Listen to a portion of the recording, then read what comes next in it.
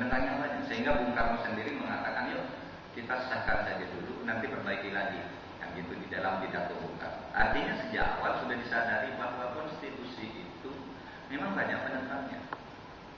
Bahkan isi konstitusi yang ada sekarang itu, yang menganut negara kesatuan Republik Indonesia, dulu ditentang keras oleh Bung Hatta. Bung Hatta itu dulu ngotot agar Indonesia itu dibangun sebagai negara federal, bukan negara kesatuan. Dan dasar teorinya kuat Bung Hatta itu ketika itu negara federal.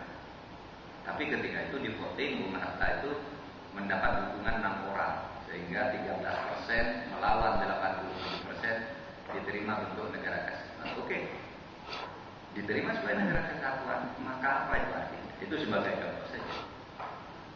Bahwa konstitusi itu adalah resultante, produk kesepakatan saja. Ya. Konstitusi itu tidak bisa dikatakan benar atau salah. Tidak ada konstitusi itu benar atau salah. Konstitusi itu mengikat kebenarannya karena dia disepakati kebenarannya itu, bukan karena isinya benar mutlak. Karena seperti saya katakan tadi bahwa kita menerima negara kesatuan dulu Bung Hatta ngotot tidak.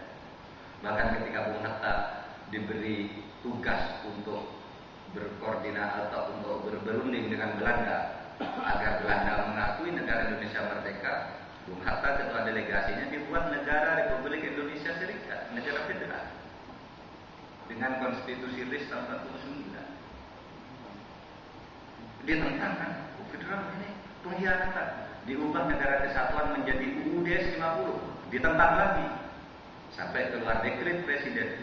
Pokoknya tidak ada undang-undang dasar itu yang disepakati oleh semua orang.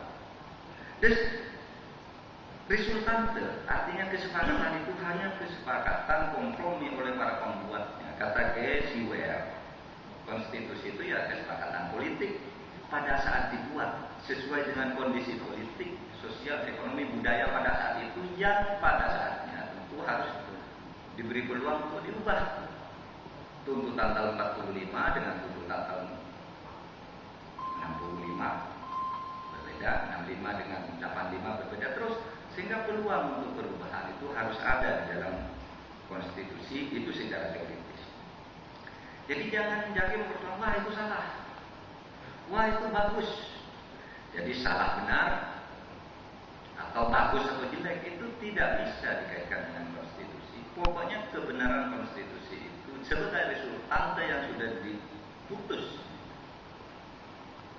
bersama melalui prosedur yang benar, itulah yang mengikat. Soal mau diubah lagi itu silakan kampus-kampus mencari celah-celah bagaimana sebaiknya, lalu diusulkan ke MPR. Begitu itu masuk, itu ya kita ikuti lagi. Meskipun sudah pasti begitu apapun hasil konstitusi perubahan itu pasti akan digugat lagi. Sebab saudara, apa yang kita lihat sekarang ini? Yang kita lihat sekarang ini, semua isi konstitusi yang sekarang dipersoalkan itu dengan berbagai alternatifnya itu, konstitusi itu harus begini. Nah yang katanya harus begini itu semuanya itu sudah dibicarakan. Jangan berpikir bahwa itu usul baru, tidak. Semua usul perbaikan konstitusi yang ada sekarang itu, misalnya sistem bicameral, ya, tentang Mahkamah Konstitusi harus punya constitutional complaint, tentang pemilu, tentang semua sudah dibicarakan. Yang sekarang lalu diangkat lagi bahwa itu sebaiknya, padahal itu dulu sudah dibicarakan, tapi pada waktu itu situasi politik, konfigurasi politik menghendaki lain.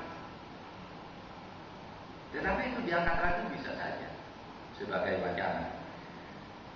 Sehingga di sini konstitusi sebagai produk resultante itu harus diasumsikan ia sudah baik, bukan karena baik dalam arti etika, bukan benar dalam arti hukum, karena baik karena disepakati sebagai hasil kompromi.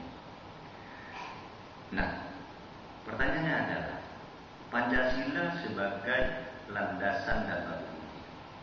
Saudara, konstitusi itu kalau berpikir secara struktur pemikiran hukum, konstitusi itu adalah penjabaran secara normatif dalam bentuk hukum dasar dari sebuah ideologi.